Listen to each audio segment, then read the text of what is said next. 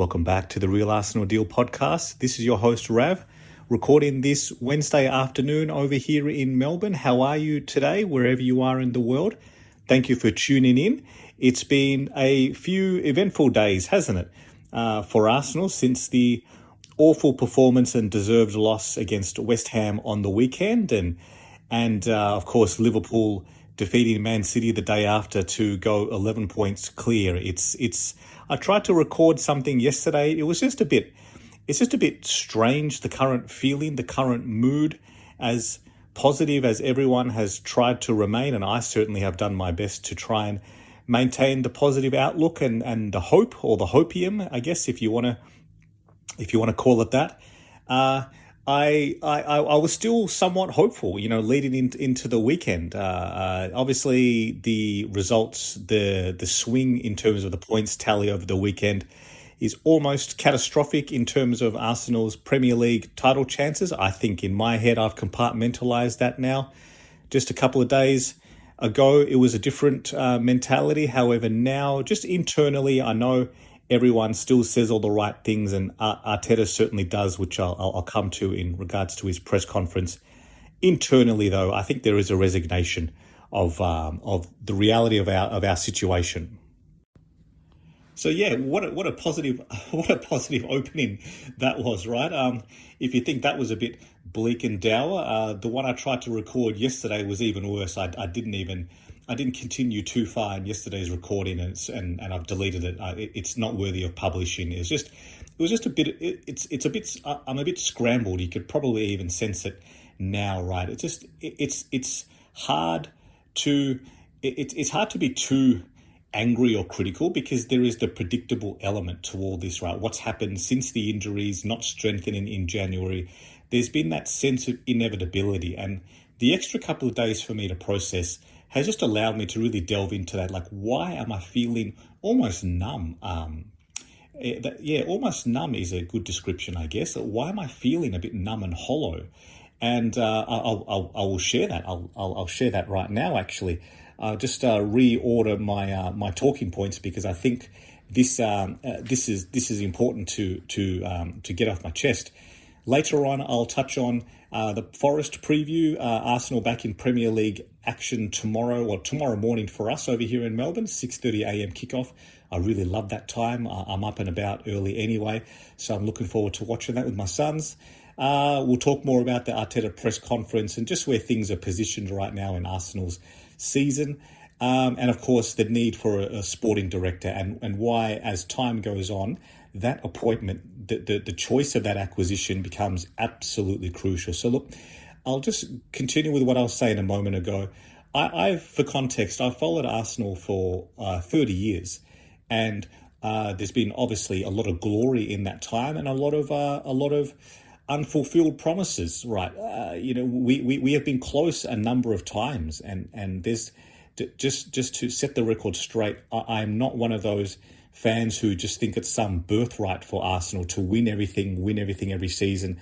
We're not entitled like that. Like, I certainly don't subscribe to that theory. Where I'm coming from is that Arsenal have been so close on so many occasions, right? And you're not going to win everything. You're not going to win them all, right? It's a matter of what learnings do you apply to then improve yourself the next season. And that's where the issue, I guess, a lot of pain that Arsenal fans have felt in that regard, is that we've all seen it unfold. We've seen in the latter years of Arsene Wenger's tenure, we've seen many eras, many chapters of this play out in front of our eyes, and we've all just been sort of screaming at the screen, saying we know what we need to do, however, we just don't actually do it. We don't get the business done. We neglect that. We needed that world-class central midfielder in the mould of Patrick Vieira. After we sold him, we never replaced that profile. I'm not saying you can flat out replace Patrick Vieira himself, just like you cannot replace Thierry Henry, right? What I'm saying is the profile. We needed to fill that gap within the squad. And for so long, we didn't do it. And we always fell short. It always came back to bite. No matter if we had a good little patch of games or started the season well, right? We just didn't have the squad composition. right? Over the course of a season, that comes back to bite you in the backside, and it came back to haunt Arsenal year after year. We'd get to crunch time in the season. We'd get to sort of February, March, April, right? We'd exit so many tournaments within a week or two, right? Domestic cups. We'd get railed in the Champions League, and it was just so predictable because time and again we had that need, we had that gap in the squad. And the whole situation wasn't helped when, during those, if you were following the club at that time, do you remember during those banter sort of moments where Arsene Wenger, he just couldn't help himself, unfortunately.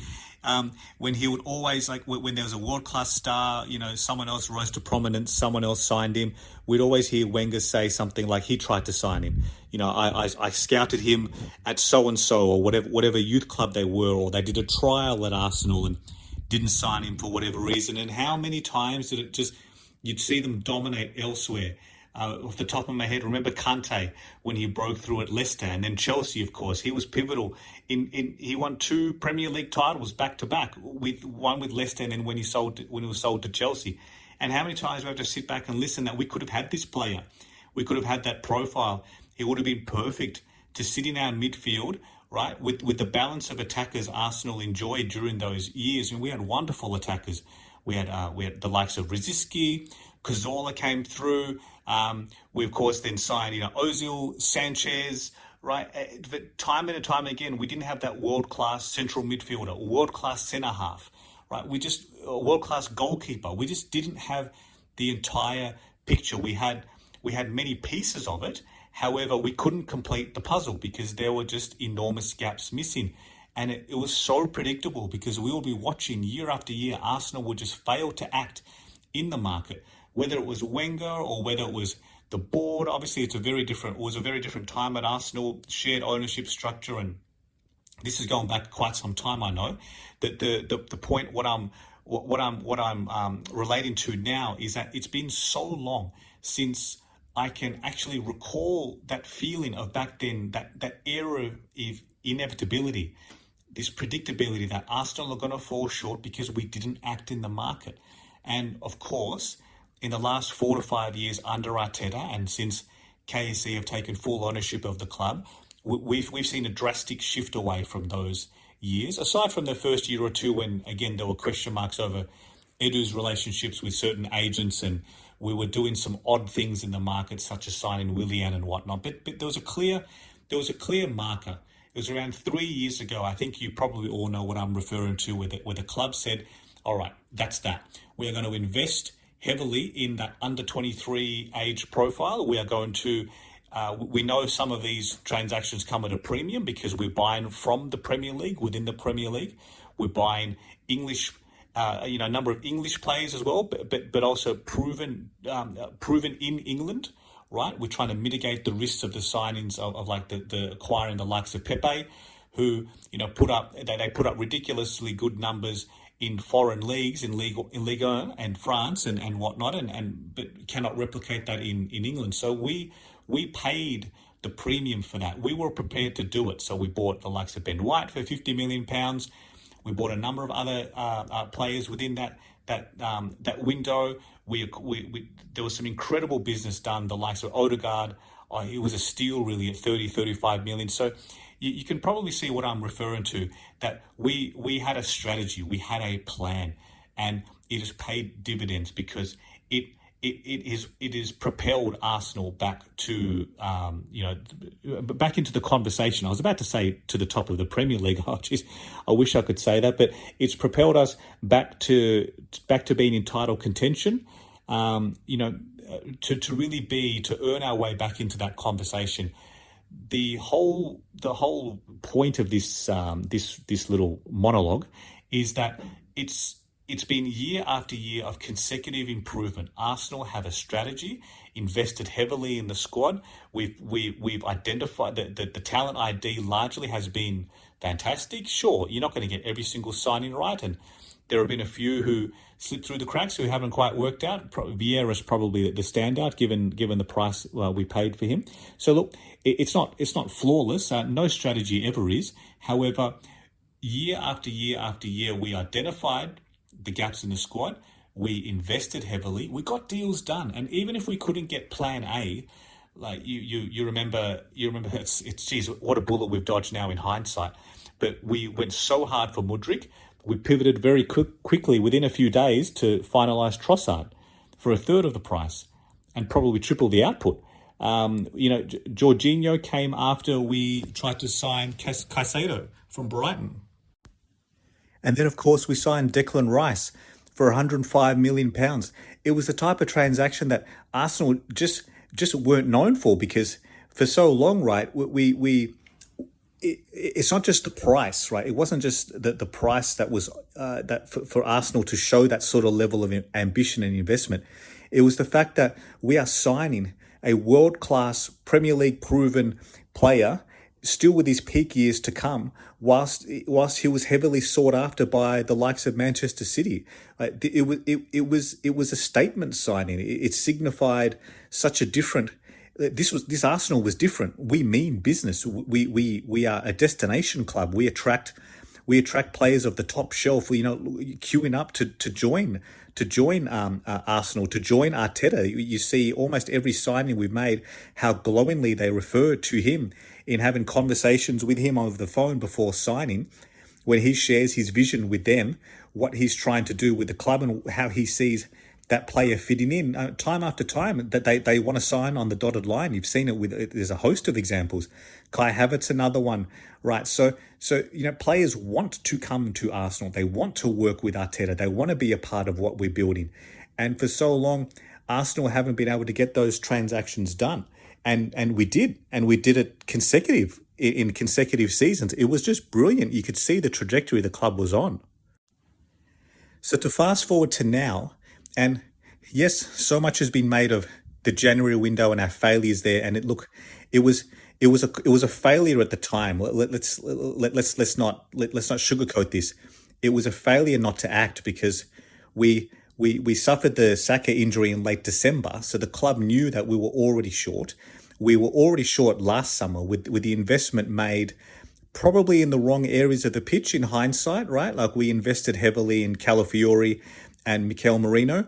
We exited four attacking players and really didn't add anything in. I know we promoted Wanyeri from the youth team, but we got to be honest, right? He's 17 years old, and like you cannot just expect him to. If anything, he's even exceeded expectations right now, right? So we didn't get that squad composition correct, and I'm mindful that you probably don't want to hear all this again, right? And even me hearing my voice out now, I don't really want to talk about that too much more, because we all know the failures that were made. We all know the choices that were made and the fallout since. But what I'm trying to say is January was a failure already.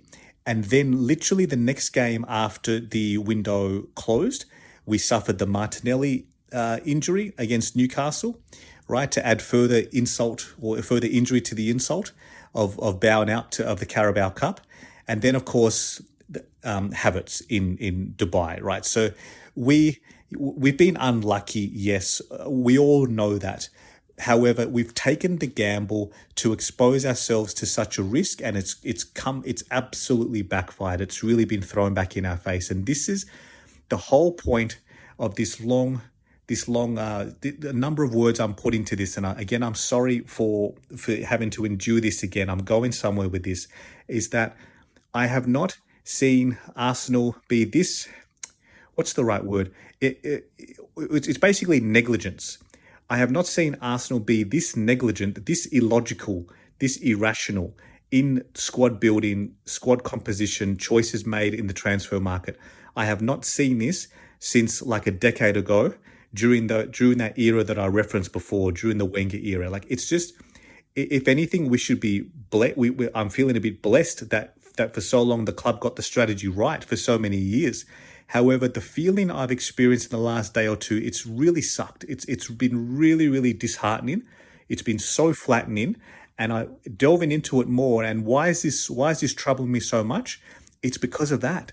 It's because I thought Arsenal had moved on from this. I thought we'd grown above it. We'd learned the lessons of the past, and we weren't going to allow them to repeat.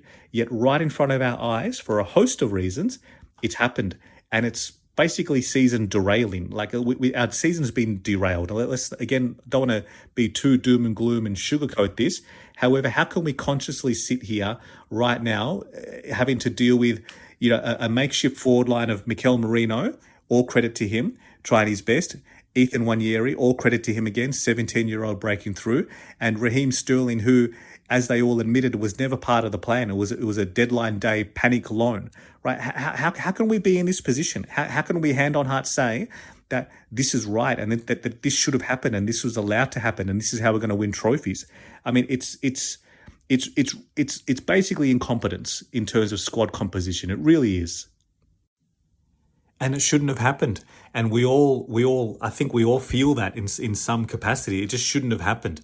We've really, really hamstrung our manager. We've hamstrung the players. And the consequences, again, I don't want it to be too doom and gloom, right? Because we're still in the Champions League and as unlikely as it is, you can't pack it in now. Like you can't just throw it all away and say right off the season and just chuck in the towel. We should never tolerate that. And to be fair to Arteta, I'll come to his press conference in a moment because he spoke really well again, right? He says all the right things and he transmits the right energy and the positivity. Again, having said all that, I cannot reconcile all of this energy and all of this talk with the performance we saw against West Ham. If you listened to my pod a few days ago in the aftermath of that, I was just baffled and I still am. How can that possibly be an acceptable performance? Sure, you're not going to win everything, right? But you've got to leave everything out there on the line. The lack of urgency, the lack of intent, the lack of energy, right? Just how easily we were walked over for the goal. And it was just so toothless. Like you wouldn't have thought that this team is actually fighting for the title. If anything, if you just watched that match and you compared the application, the desire, the discipline shown by the two teams, you would have thought that West Ham are trying to close the gap on Liverpool to win the Premier League title. You wouldn't have thought that Arsenal are vying for a major trophy here. It was a really bizarre performance, and I cannot understand where that came from, like how that happened. They had a week to prepare for that match, and that was the best they could do. It was just baffling. So Arteta, of course, he's come out and he's referenced a few times over my dead body, strong words in terms of giving up for the season, right? And he has to say this. He's got to find a way to renew the energy and the enthusiasm because we don't want to spiral here. Like we don't want to absolutely collapse in a heap and have a bad month or two and fall out of contention. I think our points buffer is decent enough over Forest and City and whatnot in third and fourth place respectively. I don't think we're going to tumble out of the Champions League places. However, you just can't limp to the line, right? We've got Champions League returning next week against PSV. It's no guarantee that we're going to win that, right? Because we've got to find goals. Where are the goals going to come from? This is like Arsenal and Arteta have to find a way. I think it's really now time where we start looking into formation changes. Like, can we leverage areas of strength in the squad? We've got a number of fullbacks that can we reposition a back five? I've heard it floated, and the idea is growing on me. That can you have a back five with Tierney as a left wing back and say someone like White on the right? Can that be the way that we can just lift the mood, lift the energy around the place? We didn't have much on the bench last week against West Ham, did we? Because we started Calafiori and Merino, who in the previous match against Leicester, their substitutions with 20-25 minutes to go, that really changed the momentum of the match. They really impacted. They changed the game in many respects, right? So we're probably going to, if it's not Tierney starting tomorrow morning, it's quite likely Calafiori because, of course, Lewis Skelly is suspended. But I don't mind this idea of the back five. It remains to be seen. Arteta hasn't really done it since that FA Cup win during COVID times during his first 6 months at Arsenal. So it remains to be seen if he'll revert to that. But Tierney gives us width, right? You can have Gabriel, Timber, Saliba as the central defenders, White on the right. If he's fit enough to start, he's a different dimension on the overlap, which is something we don't really see too often. That's not really Timber's natural style of play when he's right back. So there's a glimmer of hope there, right? I'd like to see Jorginho. I just don't think he gets utilised enough in a team that's lacking creativity, right? He can play that pass. He really can. He can split the middle through his vision and his passing, his anticipation. Very smart footballer that, he doesn't play enough for my liking. I think Rice has struggled. We all know Odegaard hasn't been himself, and there's a decision to make there. But again, in terms of squad composition, how have we allowed all of these attackers to go and have one single point of failure, basically all reliant upon Odegaard? It shouldn't be happening. It's not fair to him. It's not fair to the team, because you have to have more answers than that. And, up forward, we're playing Trossard into the ground. His output hasn't been good enough, I've got to say. I know he's had a heavy workload and he's doing his best, but 4 Premier League goals, it's not a good enough return, unfortunately. I think Odegaard's on 2, I believe. Rice is on 1, or maybe I've got them mixed up together, but we're not getting enough spread of goals from our senior players. And as much as we quite rightly point to failings in the transfer market, we have who we have now, and we have to extract the best we can with the players we have available, and some of them just aren't delivering, and it's just unfortunate at a time where we really need that sort of senior leadership. We need those senior leaders to step up, and the old saying, take the game by the scruff of a neck, and make it happen. And just unfortunately, a lot of things are not going the way that we need them to, for us to to convert these performances into wins. It's just really, really unfortunate, and understandably has led to a pretty dour mood around the club, and the fan sentiment is as low as I've experienced in quite some time, right? Because just maybe between Liverpool winning as well, I think we all sort of knew it was coming, but I've heard some describe it, and I can see what they say, that there's almost a sense of relief that, because week by week, game by game,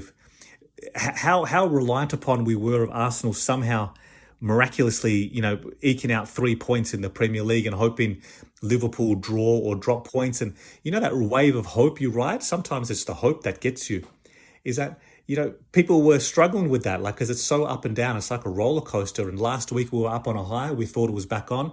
In fact, I even made a podcast titled that Arsenal had a pulse. And at the time we very much did.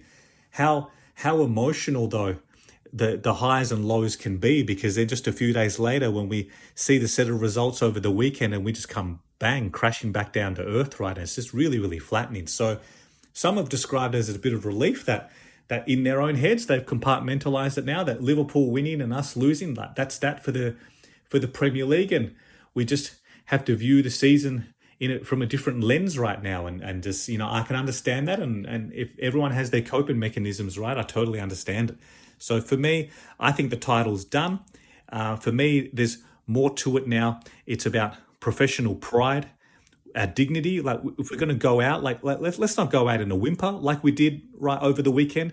Let's leave it all out there, go down fighting, just like we showed last season. We took it right to the very last day, and those images will stay with me for a long time.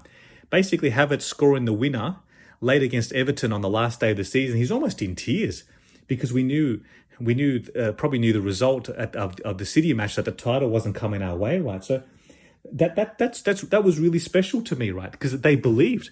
Arteta got them to believe. Credit to him. Like, they all believed going into the final day that something special was about to happen. We need to tap into that, right? Because the players are certainly capable, and we've proven it before. And it starts against Forest. So it's a really tricky match, and I'm expecting another, uncomfortable watch. I don't think it's going to be pretty. I don't think it's going to be fluent. Would I take a 1-0? Of course I would. I think that's the reality for Arsenal just right now. It's not going to be enjoyable, fluent viewing, but we just got to get the job done somehow. I've already touched on some selection, some selection options we may see. I think otherwise the team pretty much takes care of itself, doesn't it? Right? Because we're so limited in terms of options. Sterling, I just don't know if you can start him again. If we're gonna try something different, right?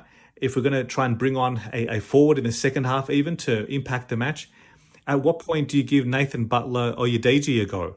Right? He's been waiting in the wings for a little while.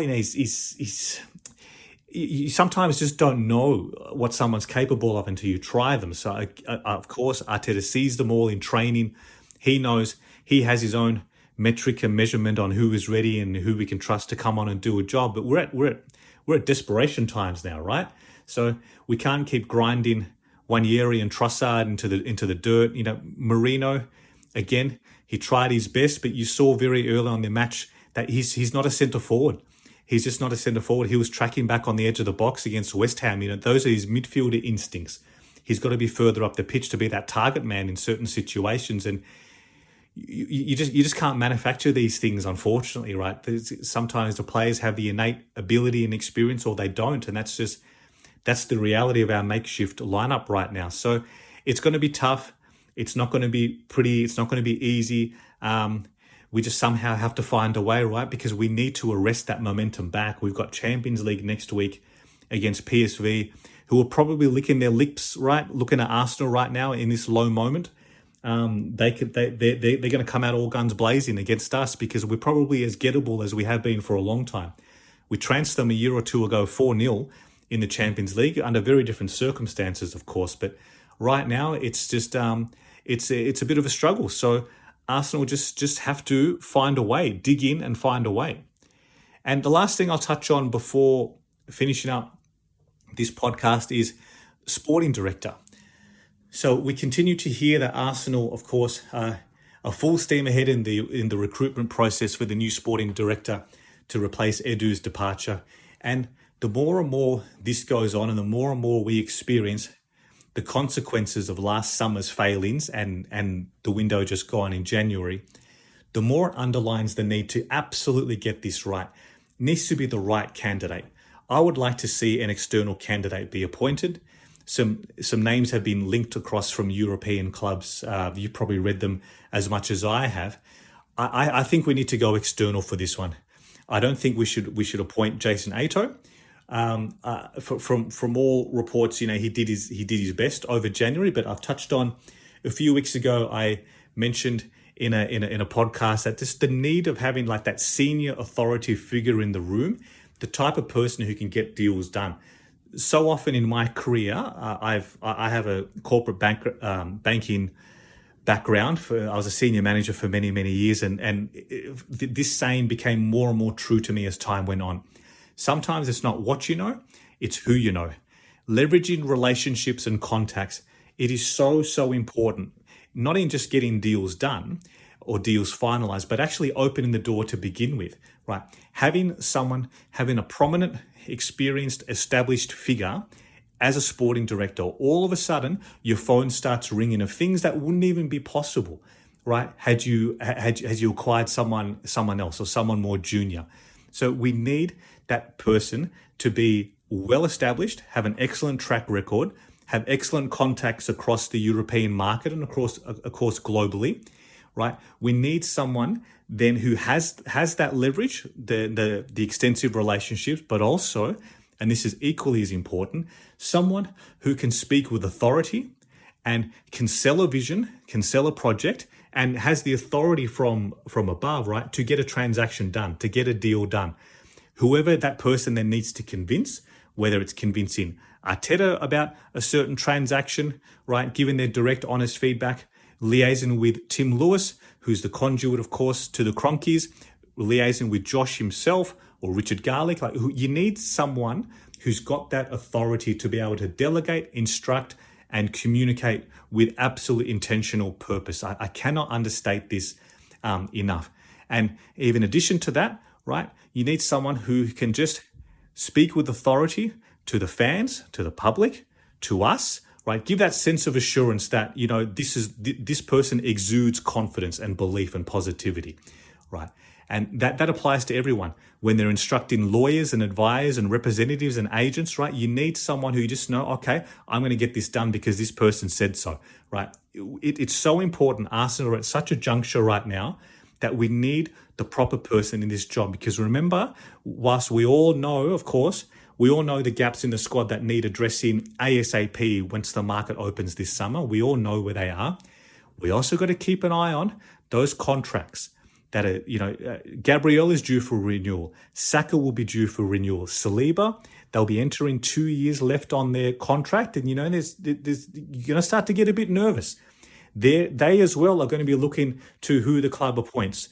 what is the next stage of this Arteta project, right? Because we need to win something in the next, I feel the next 18 months to 2 years, we need to win something big, right? So they're all going to be looking, and they're all needing that sense of authority and that sense of reassurance too, that we've got the right person now, that we are going to capitalize on the work done the last few years, and we are now going to be winning Premier Leagues, Champions Leagues. They're going to need this. So I'm pleased to hear that the club is advancing in that search, and I'm just hoping whoever that person is, right, they can't start in June, they can't start in July, right? You need runway. You need a few months notice and heads up, right, to start to work on deals. And I'm sure things have been worked on in behind the scenes, of course. I imagine Richard Garlick, Jason Ato, along with Leipzig's representatives and Šeško and his representatives. I'm sure a lot of groundwork has been done on that transaction, for example, right? Zubimendi is another one. I'm sure there's a lot of negotiations. Things have been tracking along quite well in the background. It certainly seems that way. So we've got an excellent springboard there to finalize transactions come the summer. However, whoever this new person is, right, they need time. They need to be able to work on a number of tasks at the same time, incoming and outgoing. And for that, they need time. So, and I think the market needs to know as well, who are they talking to? Who are they dealing with? So that appointment, whilst it's still only February, I know, I'd like to see that done in the next sort of 6 to 8 weeks. Get this done by around April time at the latest, and that should be sufficient runway going into what is a huge summer for Arsenal. So look, I'll talk more about that in future episodes, but for now, I think I've just ticked over half an hour. So for now, I think I'll wrap it up there. And look, thank you again for listening as far as you have. If you're new here, I'd very much welcome, please, if you would be kind enough to review the show on your podcast platform. I'd welcome a 5-star review, please. Thank you so much. It makes a big difference. Or subscribe on YouTube. Let me know any feedback, any comments, any suggestions, any questions. Did what I say resonate with you? Does it make sense? How is your current mood? How are you feeling? Please do let me know. I love talking about Arsenal, as you can tell, and I'd very much welcome anyone reaching out to share their thoughts. So thank you again for that. I'll be back on post Forest match and hopefully talking about a victory. And I'll chat to you all then. So until then, look after yourselves, stay safe, and come on Arsenal.